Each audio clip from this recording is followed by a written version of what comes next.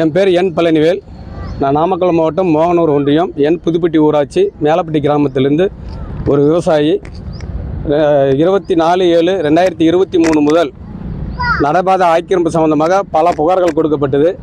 பல போராட்டங்களும் நடத்தியாச்சு. ஆனால் அரசு தரப்பிலிருந்து அதுக்குண்டான எந்த ஒரு ரெஸ்பான்ஸும் இல்லை. ஆஃபீஸில் போய் கேட்டாலும் தாசில்தாரை போய் பாருன்னு சொல்கிறாங்க. இதனால் நானும் ஒரு சமூக ஆர்வலர் தான். ஆனால் நானும் பாதிக்கப்பட்டேன். இதில் மாற்றுத்திறனாளிகளும் ரொம்ப பாதிக்கப்பட்டிருக்காங்க. ஆனால் இதில் மாவட்ட ஆட்சித்தலைவரும் முன்னிருந்து நடவடிக்கை எடுத்து அந்த ஆக்கிரமிப்பை அகற்றி தரணும் அப்படின்னு கேட்டுக்கொள்கிறேன். என்கிட்ட கிட்டத்தட்ட 7 கிலோ வெயிட்டில் இருக்கேன். ஏற்கனவே கொடுத்துருக்குறேன். 7 கிலோ வெயிட் வச்சுருக்கேன் அப்படின்ட்டு மாவட்ட ஆட்சித்தலைவர்கிட்ட காட்டியிருக்கேன். இது அரசு தரப்பில் கொடுக்கப்பட்ட பதில்கள் மாலையை கோத்து கொண்டு வந்திருக்கிறாங்க. பதில் ஒவ்வொருத்தரும் அதாவது இப்போ தாசில்தார்கிட்ட கொடுத்தோம்னா வட்டார வளர்ச்சி அலுவலருக்கு கொடுத்துருக்கோம்னு சொல்கிறாங்க.